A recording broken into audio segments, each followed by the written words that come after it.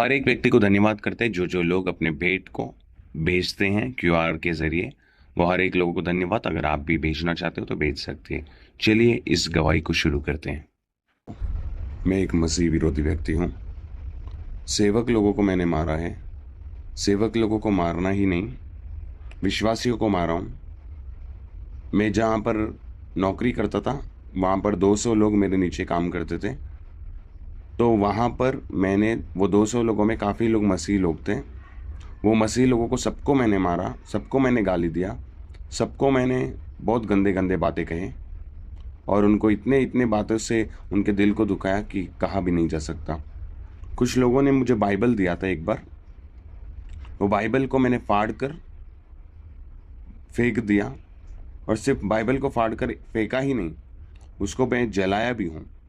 उसको फाड़ कर उसको जो ब्लैक कलर का जो रहता है ना, काला कलर का, उसे लेकर जाकर उसको मैं आग में डाल देता था, जला देता था। ऐसा कठोर व्यक्ति था।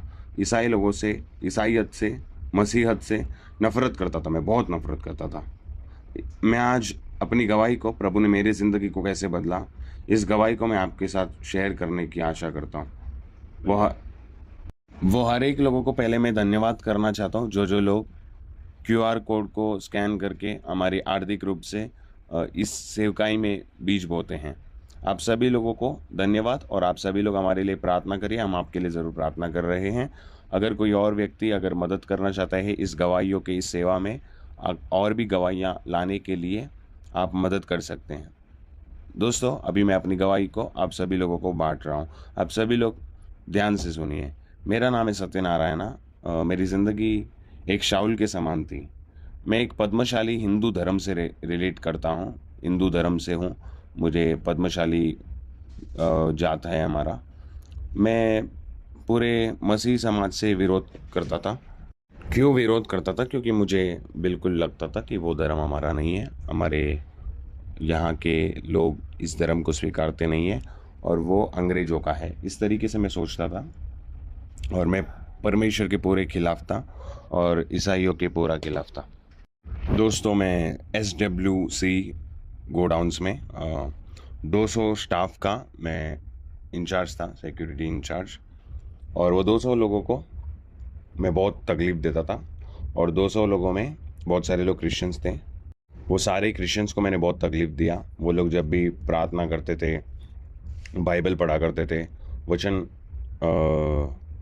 वो लोग सब लोगों को जब समझाते थे, ऐसे समय पे मैं उनको बहुत टॉर्चर करता था, उनको बहुत मजाक उड़ाता था, मारता था, पीटता था। मैं ऐसे दिख रहा हूँ लेकिन मैं मारता था, पीटता था और गाली देता। मुझे कोई उल्टा भी नहीं बोल पाता था।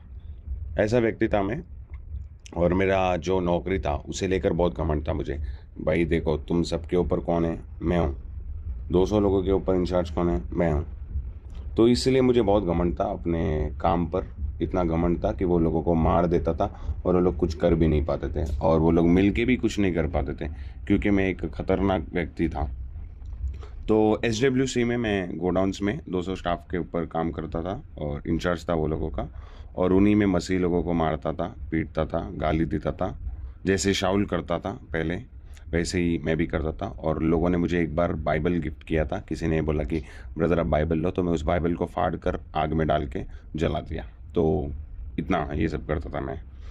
सिर्फ मतलब विश्वासियों तक सीमित नहीं है, मतलब वो लोग तो प्रभु को जानते हैं, सिर्फ उनको मारा हूँ ऐसा बिल्कुल भी नहीं है।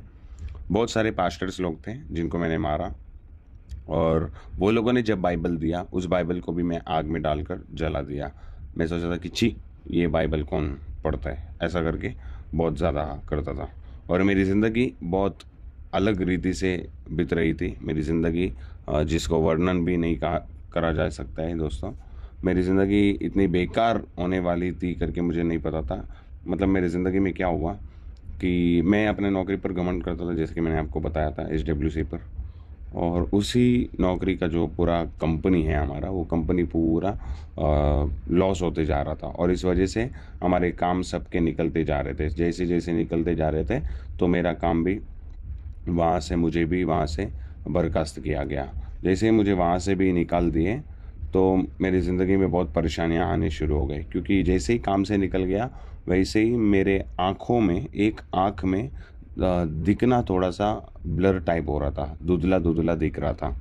तो जैसे ही ये हुआ तो मैंने क्या किया, हॉस्पिटल में गया। मैं और मेरी वाइफ दोनों मिलकर के हॉस्पिटल में दिखाए वहाँ पर। तो डॉक्टर ने देखा और डॉक्टर ने देखकर बोला कि देखो आपके आँखों का ऑपरेशन करना पड़ेगा, एक का तो करना ही पड़ेगा। ऐसा बोलकर उन्होंने ऑपरेशन करने के लिए मुझे भेजा वहाँ पर ऑपरेशन थिएटर में। तो ऑपरेशन थिएटर में भेजे तो मैं जाकर पूछा कि सर आज ऑपरेशन करने का था। तो वो लोग बोले कि सर आपका डेट ऑलरेडी आपको दिया गया है 26 जनवरी को।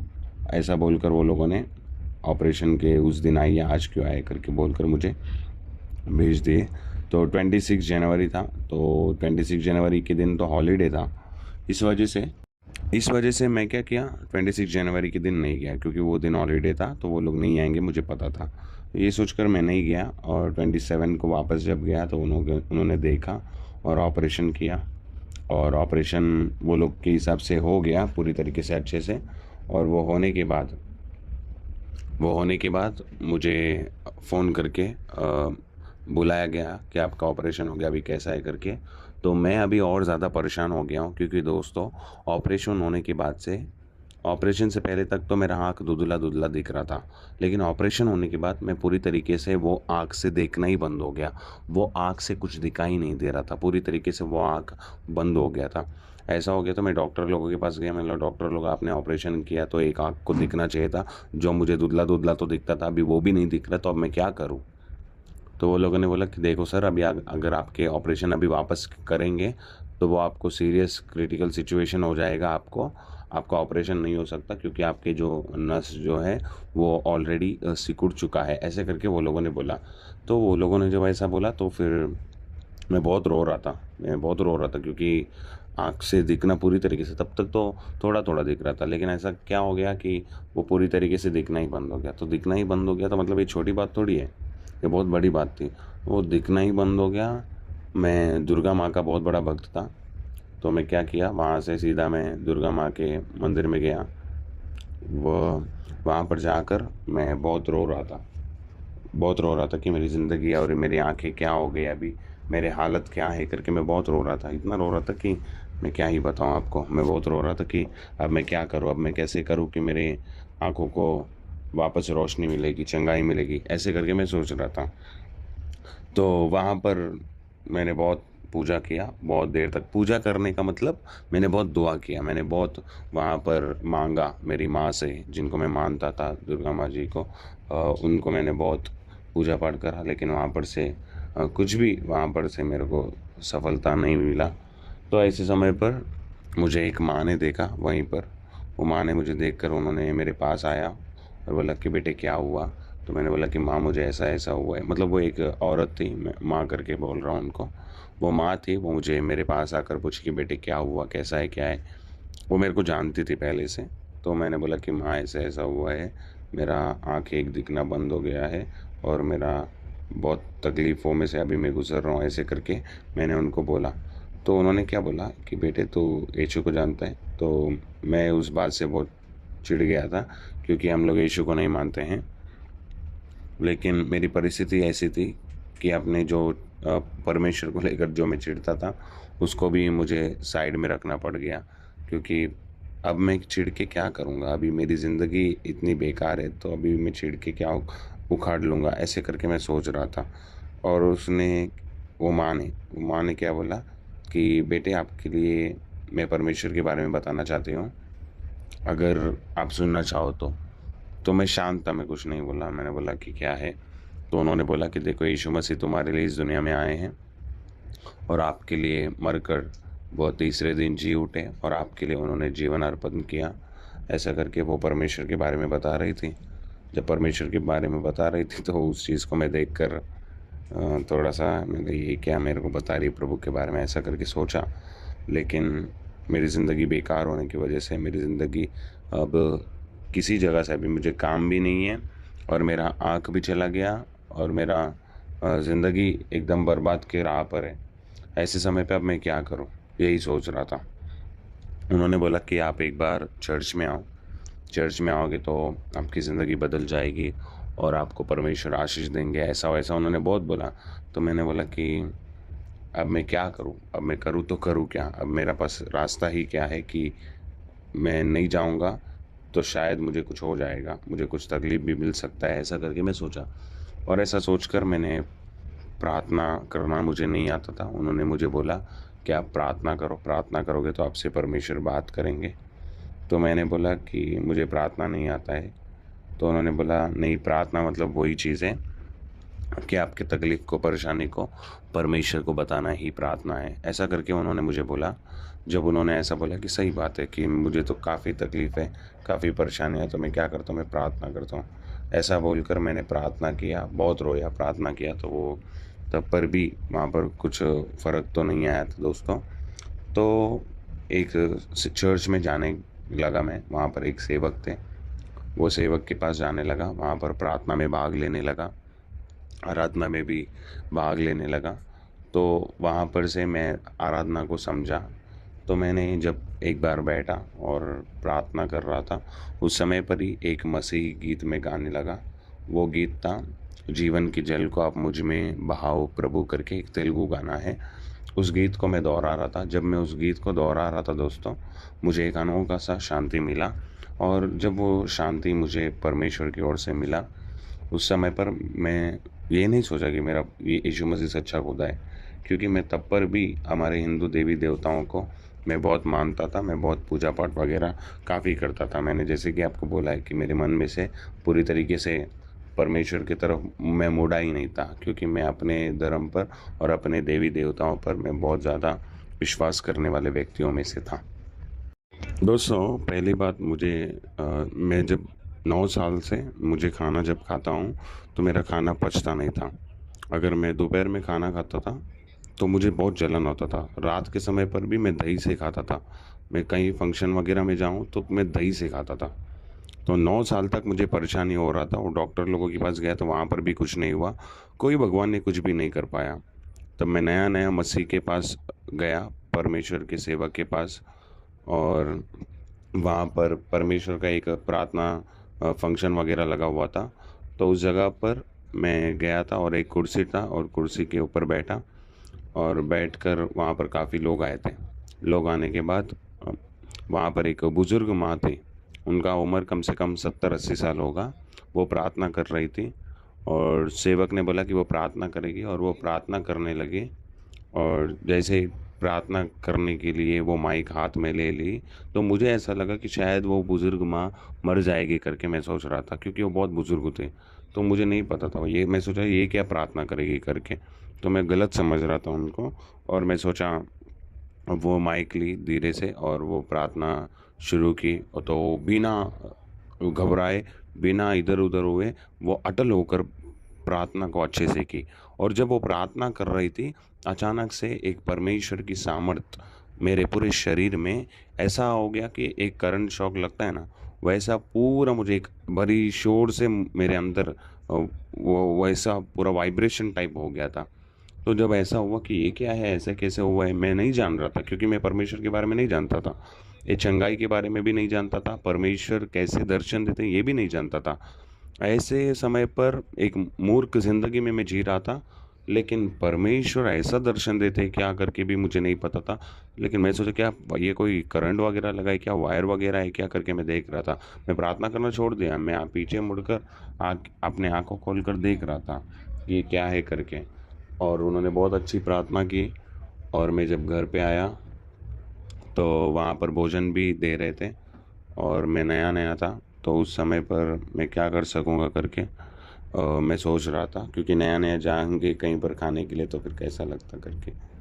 तो वहाँ पर मैं खड़ा था दूर दूर, तो वहाँ पर एक माँ आई, बल्कि कि पिता आप खाना खाए क्या करके। मैंने बोला कि माँ कर लूँगा करके। तो उन्होंने मुझे ज़बरदस्ती लाइन में मेरे हाथ पकड़कर वो लाइन में मुझे ढकेल दी। जब लाइन में ढकेल दी तो तुरंत वहाँ पर बैठना पड़ गया, और बैठ गया। वो लोग नॉनवेज वगैरह डाले थे, और जैसे नॉनवेज डाले थे वो लोग, मैं वो प्लेट को लेकर गया और एक पेड़ के नीचे बैठा। और वहाँ पर जो मैंने मांगा था वो नहीं था, तो उन्होंने पूरा नॉनवेज वगैरह खिलाने के लिए वो खिलाया था। तो ऐसे समय पर मैं सोचा अभी क्या करूँ, मैं खाना पड़ जाएगा करके सोच रहा था, तो परमेश्वर ने मुझे एक विचार दिया कि मुझे याद करना और तो इसे खा लेना करके। तो उस समय पर ही मैंने से क्या सोचा कि चलो ठीक है मैं खा लेता हूँ करके। मैं खा लिया और उस समय पर ही मुझे परमेश्वर ने संपूर्ण रीति से मेरे जो डाइजेशन में तकलीफ़ होता था उससे प्रभु ने चंगाई दिया। मैं घर पे आया, मेरे वाइफ को बताया कि देखो अगर मुझे रात में पेट में दर्द होएगा तो आप हॉस्पिटल में लेकर जाओ, क्योंकि मेरे मुंह से शब्द नहीं निकल पाएगा, मैं आज चिकन वगैरह खा लिया हूँ, ऐसा करके मैंने बोला।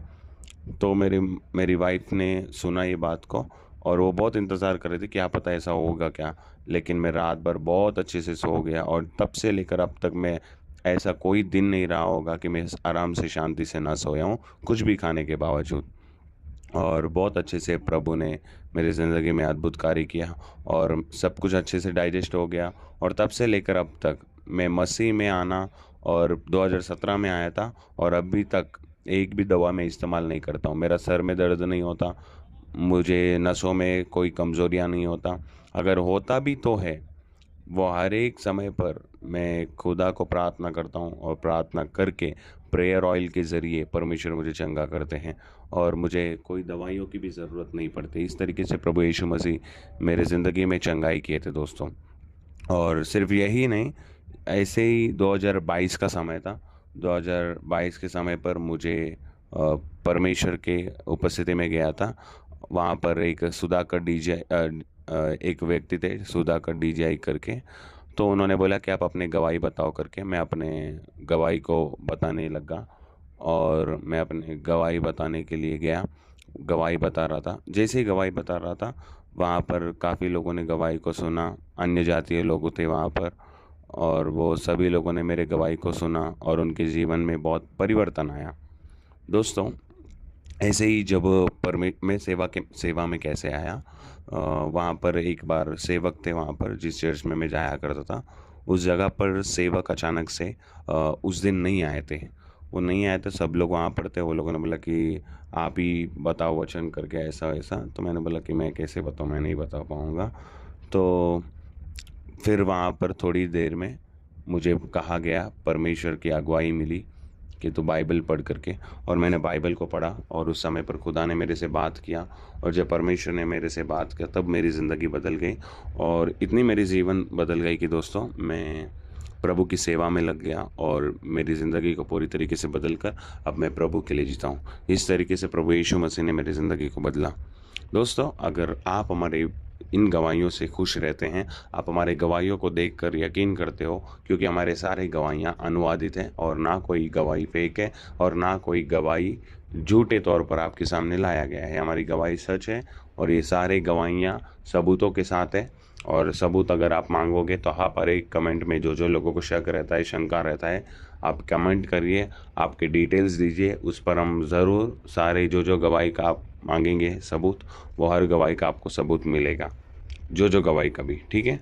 और जो जो लोगों ने हमें अभी तक मदद नहीं किया और जो लोग अभी तक नहीं कर पाए हैं, हम वो सारे लोगों से एक बात कहना चाहते हैं। दोस्तों काफ़ी लोगों में से कुछ लोग 2 या 3 लोग हमें प्रभु के काम में मदद करते हैं, वो भी हफ्ते में 1-2 बार में। तो ऐसे समय पर हम लोग क्या स्वार्थ से सेवा कर रहे हैं क्या? नहीं, ये पैसों के लिए तो मैं नहीं कर रहा हूँ, क्योंकि पैसे कमाने होते मैं तो जैसे कि मैंने आपको पिछले बार में भी बोला था कि दूसरे वीडियोस बनाते हम, दूसरे चैनल बनाते हैं जिससे हज़ारों नहीं लाखों रुपए कमा सकते हैं। लेकिन वैसे वीडियो बनाने के वजह से काफ़ी लोग बिगड़ सकते हैं, काफ़ी लोगों की ज़िंदगी बर्बाद हो सकती है। मतलब हम लोग लोगों को दूसरी चीज़ों में इन्फ्लुएंस कर सकते हैं। दूसरे चीज़ों में क्यों करना, हमें संसारिक में क्यों करना है, हमें खुदा में करना है। अगर मसीह लोग अगर हमसे इन्फ्लुएंस हो रहे हैं तो मसीहत में होना चाहिए ना, वो लोग प्रभु के कलाम में होना चाहिए ना। वो लोग दूसरे चीज़ में होंगे तो क्या मतलब, क्या अच्छा रहेगा। यही सोचकर मैंने एक अच्छा निर्णय लेने के लिए सोचकर एक अच्छा निर्णय लिया है कि हम अभी से जो जो हमारे वीडियोस को देख रहे हो वो सारे लोग जब जब हमें मदद करते हैं उनके लिए हम प्रार्थना करते हैं और जो नहीं करते हैं उनके लिए भी करते हैं। और जो लोग गलत फहमी में रहते हैं कि ये लोग स्वार्थी हैं, मदद के लिए ही कर रहे हैं। मदद के लिए कौन करता है भाई? अपने पूरे मेहनत को दूसरे में डाल के आप लाखों कमा सकते हो, लेकिन इसमें डालकर प्रभु के काम में बिना कुछ स्वार्थी रुपए को चाहते हुए हम मेहनत करके गवाहियाँ ला रहे हैं। आपके तक वीडियो अगर पहुंच रहा है, गवाही आप सुन रहे हो, तो कितना आपकी ज़िंदगी में परिवर्तन आता होगा गवाहियों को सुनते हुए। कलेक्टर की, पुलिस की, डॉक्टर की, कितने लोगों का गवाही हमने नहीं डाला, सबका गवाही डाला है हमने। तो आपकी ज़िंदगी में बहुत बदलाव आता है। हमने सभी लोगों का गवाही डाल दिया, सरकारी अफसरों का, ये वो, आईएएस ऑफिसर का, आईपीएस ऑफिसर का भी डालने वाले हैं, वो समय आने पे आ जाएगा।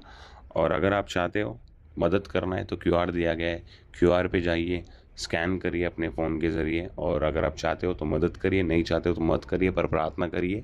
और अगर आप अपनी गवाही को शेयर करना चाहते हो हमारे साथ, तो आप हमारे स्क्रीन पर दिए गए नंबर पर कॉल करिए, आप अपनी गवाही को बताइए। शेयर करना है तो आप व्हाट्सएप पर वीडियो भी सेंड कर सकते हो। व्हाट्सएप का नंबर आपको ऑलरेडी दूसरे कई वीडियो में दिया जाएगा, तो आप वो व्हाट्सएप नंबर पर मैसेज ही करिए, कॉल मत करिए। अगर आप करोगे तो भी कॉल उठाया नहीं जाएगा, अगर उठाएंगे तो भी आपसे बात नहीं किया जाएगा। अगर आप जान लेंगे कि यूट्यूब की तरफ से कॉल आ रहा है, क्यों फ़ोन नहीं उठाया जाएगा? क्योंकि वो फ़ोन वगैरह एडिटिंग के तौर पर इस्तेमाल होता है, और जब एडिटिंग करते हैं और जब हम कॉल पर या फिर किसी और तरीके से अगर बात करेंगे, जब फ्री रहते हैं तब आपका कॉल उठाकर बात किया जा सकता है। लेकिन ज़्यादातर वो मोबाइल हम तभी इस्तेमाल करते हैं जब एडिटिंग करना रहता है।